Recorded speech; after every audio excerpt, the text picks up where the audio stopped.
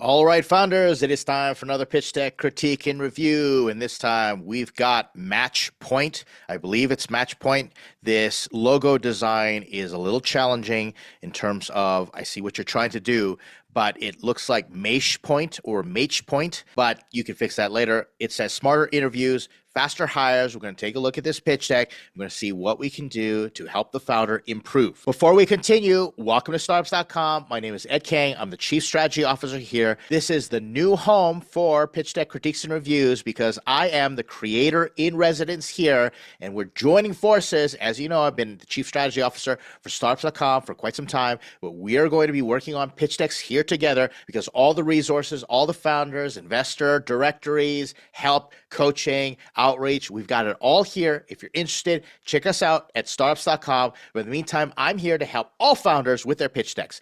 If you're interested in your own pitch deck critique and review, make sure you stay till the end of this video. I'm going to give you instructions because we have a lot of demand and there is a process that we're going to go through. But in the meantime, like, comment, subscribe to the YouTube thing. It's very helpful. Your support is greatly appreciated. Let's jump into this pitch deck. So first off, we're going to get to the problem slide, and it says right here, recruitment is costly and time-consuming and inefficient. Now, you got one problem statement, but then you got another problem statement right here. Only pick one problem statement, please. But this second one is a lot better. It says companies spend $6,500 per IT hire with over 50 hours wasted on technical interviews, much of it on candidates who are eliminated in early rounds, with over 4 million new IT job-related in the U.S. yearly positions. Hiring inefficiencies are costing companies billions in lost time and productivity. There is so much going on, and what you want to do is create a hybrid between these two. Recruitment is costly, time-consuming, and efficient. I love how super simple this is, but this statement here is showing me the pain and how much it costs. So you want to combine all this stuff together in one stark headline. You want to give me the exact number, and you want to boil it down. One stark headline, please, such as, let's say 30 million companies spend over $200 million a year wasting 50 hours per hire on IT jobs because the entire process is time-consuming and inefficient. You see how just straightforward, you're getting to the point. I don't need all this information for you to just tell me that recruiting is costly, time-consuming, and inefficient, but tell me why, because all this time is being wasted and candidates are eliminated in the early rounds. Is that a problem? Well, the money's the problem, and the process is contributing to the problem. I want one statement putting this all together. Now, let me just be super clear to all you founders out there who might be new to my pitch deck critiques and reviews. You want one summary sentence at the top of your slide. I usually say a maximum of 30 words. Use ChatGPT. Simple hack. Take everything that you have in the slide, feed it in there, and say, hey, ChatGPT, give me one sentence that explains the problem to an investor in as simple terms as possible while making it compelling. That's all you have to do. So this is going to be a common theme. Every slide, I want one sentence, and that's what we teach here at Startups.com, that if you just have one sentence, I should be able to read it as the investor and know exactly what's happening for the rest of the slide. Let's continue on right away. This slide is so dense, I'm not going to read it, but let's try and pick this apart. The solution, AI-powered hiring that's smarter, faster, and more efficient. That's great. In fact, this is just straightforward. You can say, we have an AI that does interviews faster, smarter, and way more efficient, costing 90% less. That's all you have to tell me. All this that you've got in here is how it works, and we don't need that. The solution needs to be one sentence. Just tell me what it does to solve the problem. What I like about this is that you said the problem is that things are slow, they're not efficient, and candidates aren't screened good enough. Like there's a lack of the intelligence involved to make this more efficient and cost less in what we're expecting. And so your solution is saying we're smarter, faster, more efficient. I like that. All this stuff, you don't have to have that in here. And then you've got this statement here, redefining recruitment with intelligence, flexibility, and connection. That is a statement that you are telling to the customer. Investors don't want that marketing fluff, that jargon, so don't put that in. You want to simplify that down. I would say one of the issues with this pitch deck is that You've done a great job, founder, in terms of giving me that summary sentence, at least a start of it, that you can expand on. But then you add so much stuff like you're insecure. You don't have to be insecure. I'm already agreeing based on the numbers that you've given me, the billions of dollars that are spent all around the world in terms of recruiting and wasting on bad hires. I get it. The market's there. You're going to show that to me in a market slide coming up anyway. And so you've told me it's slow, inefficient, it's not smart, and candidates struggle in terms of showing their stuff off and they get eliminated right away. I get it. And then you say my solution is that it's fast, efficient, way smarter. It's using AI. I'm going to move on. Don't say all the stuff that's going to distract me. This is a principle. All you founders out there, the more you talk, the more chances that you have of saying something that the investor doesn't like, or you cause that friction where the investor gets tired and they don't want to look at your deck anymore. Now we get to the market size, which is great because you got problem, solution, market size. I appreciate that. Exploring the opportunity in human resource technology markets. There's way too much information. So what you're saying here, predictive value, growth rate, this doesn't make any sense. And I'm going to make your life very simple. You basically just want to say if the total number of companies used you times how much money you made, this is your TAM. So learn how to do a bottom-up market analysis. All these things, you're predicting the market and how big the entire market is. We do not need to see this. And maybe I'm wrong, but you're just looking at the information overload at this moment in time. No investor is going to read all this stuff. So get a headline saying that there are X millions of jobs, and I see it, this is somewhere in there, like somewhere in there buried. You've got this, but just say, if all the companies that use us paid us the money that we want, this would be our TAM. And then talk about SAM, which is going to be the segment that we're focusing on, and the SOM, what we're realistically going to do. This slide here, I'm just going to be just straightforward, is pretty much a D. I'm going to give, the only reason I don't give it an F is because I know you've got data. So I know you've researched this. Just put it and communicate in a way that the investor is going to understand. It's not going to make them glaze over and have a headache. Now we get to a slide, how Matchpoint solves hiring. This is a how it works slide. That's what I'm predicting. AI-driven interviews that feel human. All right, so that's the first point, but you're not explaining to me how it works. You can tell me how you solve hiring, and that's more like the solution, but AI-driven interviews, we've already got that feel human. How does it feel human? Data-backed hiring decisions, full process automation, seamless integration. What you want to do is just give me a simple 1, 2, 3, maybe 4, maybe 5 steps.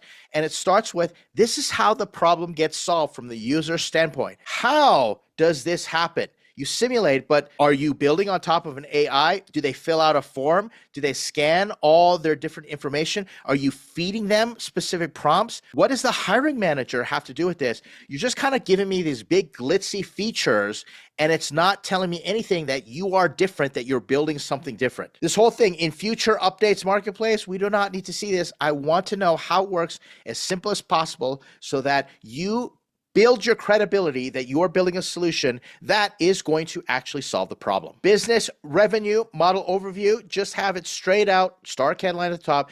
This is how we charge. And all you have to do, you don't need any of this type stuff with all the credits. All you have to say is we charge per hire. That's it. You're mixing up subscription and credit add-ons, and now I'm totally confused.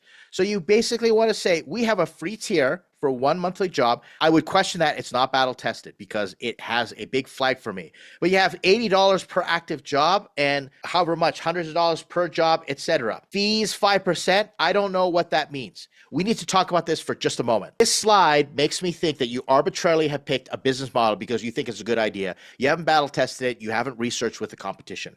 Why? Because if I spend $6,500 on hiring someone and you're basically saying, I'm going to charge you $80, or you're basically saying $60 for an extra active job, well, yeah, sign me up, but now I don't believe you. If it's a 10X solution, I would pay $650 for that job. So explain it to me in a way that makes sense. In fact, I'd probably be paying even more because if I don't have to waste $6,500 per hire and then eliminate them right in a few months, well, now you're telling me $6,500, I pay that for the whole thing. I pay that every single time because I have to interview less. You see where the order of magnitude, the improvement, and the 10X solution starts to come into play.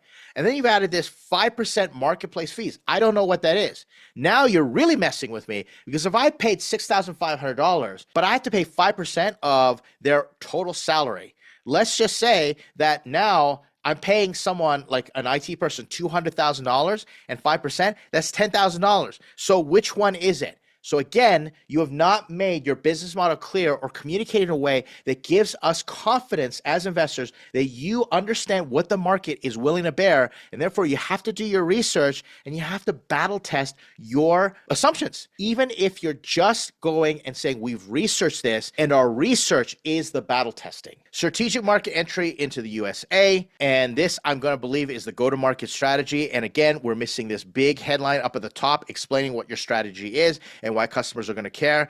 You're saying I'm targeted launches in key US states. Great. You're going to say we're going to start in these states, target high hiring companies, outreach to HR leaders, collaboration. Okay, this is, yes, a strategy, but it's a generic strategy. I don't believe it's going to work because everybody, all your competitors are going to want to do it. I don't know what the hack is. What is the unique insight? Or as others say, the unfair advantage. So again, you've shown me that you just put generic tactics, you've thrown them up there like a laundry list, and you're saying, yeah, this is going to work because we say it's going to work. Well, I don't know what insight that you're portraying. Be a lot more thoughtful and tell the investor something that other competitors don't know or the investor might not expect. Even better, go out and get data because you're making claims later on that you validated this, and I want to make sure that you back that up. Competitive landscape. All right. So right away, Bamboo HR, this is not an interviewing. Workday, I don't think this interviews. I noticed some of these things. Maybe Test Gorilla or Codility,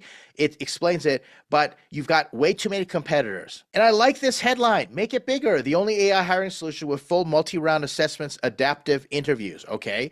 So what does that mean? If you would explain it better up to this point in time, that statement would make sense, but I don't know what adaptive interviews are other than your promise of AI. And you've got all these human-like simulation and all these other features, soft skills evaluation. But for example, you're saying here human-like simulation, but you did not spend any time explaining to me how you're going to make human-like simulation happen. So you're just throwing all this stuff in here to make yourself look impressive next to the competition, but it doesn't stand up to the credibility test because the future slides have not helped me come to these conclusions and build that credibility and believe what you're putting in here is actually the truth. Here's your team slide. And I appreciate that we are technical. That's what I like about technical founders. Cybersecurity and cloud developer with over 3 years of experience. I'm going to believe that you're bringing in your recruiting experience or the hiring experience in IT as your domain expertise into this. And then you've eliminated the other names in the advisory board and the co-founder, you've redacted them, and that's fine. But we don't have enough bullet points to explain or a major headline to explain to me why your team's going to win. We want more evidence. Social proof, that's great. But if I don't recognize the logo, which I don't recognize the logo, you're going to have to explain to me, what's going on. Now, this in LinkedIn logos, why do you have these here? Did you work at LinkedIn? I'm not going to click on these and see that, so just get rid of that. So you see how the information on your team slide, this massive headline up at the top, start headline, you're going to explain to me why your team wins and why it's better, and then you're going to give me more information to back up your team. Here's the traction slide, and this explains to me everything. This is the reason we are severely pre-seed. We are pre-seed because you're just in a mock-up. Investors are not going to like this. I'm going to tell you right now. You've developed a mock-up, and maybe it's a working mock-up. And then you say MVP SRS complete. This contradicts that. Do you have a mock-up or do you actually have MVP? What does SRS mean? Completed a detailed software requirement specification. Okay, so don't tell me it's an MVP. That's misleading. Just tell me that our software requirements specification is complete. So these go hand in hand. It basically is the same thing. You can combine these two together.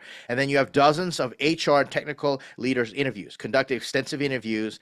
How many? Dozens is too generic. This is where we run into issues with credibility. If you would have indeed interviewed these leaders and figured out and asked the right questions, you wouldn't be making some of the grandiose claims and saying that our assumptions are battle tested. Sorry, it's pre-seed. This is the pre-seed, pre-product, pre-revenue deck. And that's the danger, that when you go out and you try to put out a deck like this and you start acting like this is in the bag, you've got to figure it out when really you're just in the mock-up, you're at what's called the idea validation stage, then you're going to run into problems. And I'm going to give you this advice. Founder, I want you to listen very carefully. What I want you to do is go build an idea validation deck. That's what we teach here at Startups.com. Build an idea validation deck. It's like an elevator pitch, and it doesn't have all this junk in there that is going to basically distract. And I want you to take it to your potential customers, and I want you to test out and say, is this something that you would use?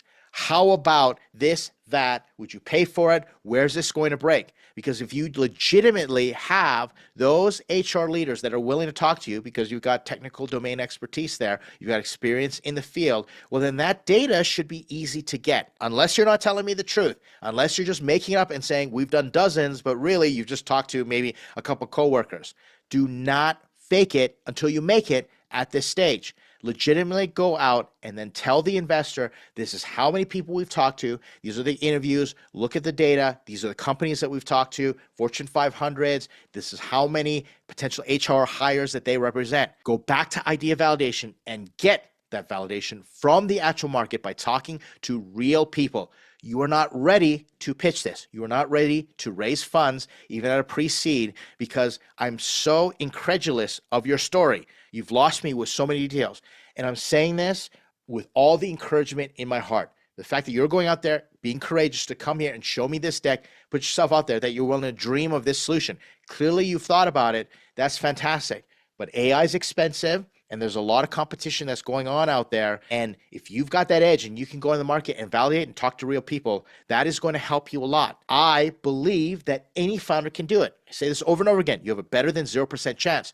But if you don't follow the right process, if you don't put the proper things in your deck and actually get battle-tested assumptions out there and get those validated and share that with investors that you've got traction, they are not going to fund you. And I hope that all the other founders that are watching up to this point in time, if your deck is like this and you're sitting there going, oh, wait a second, Ed's going to say the exact same thing as my deck, stop, cease and desist. Do not pass go. Do not collect $200. Turn around and go do that idea validation stage, because guess what? There will be investors who will invest in you, that believe in you, that happen to be friends, family, and very generous angels, but you do have that opportunity, and that's my advice to you as the founder. If you're out there and you want your own pitch deck critiqued and reviewed, leave a comment. There is a process where we are going to go back and forth, and I'm going to explain to you what you need to do to get us your deck and the little checks and balances that we've got. Because if I just open it up like I have been, everybody wants their pitch deck critiqued and reviewed, and it doesn't actually make sense. We're not learning because I'm saying the same things over and over again.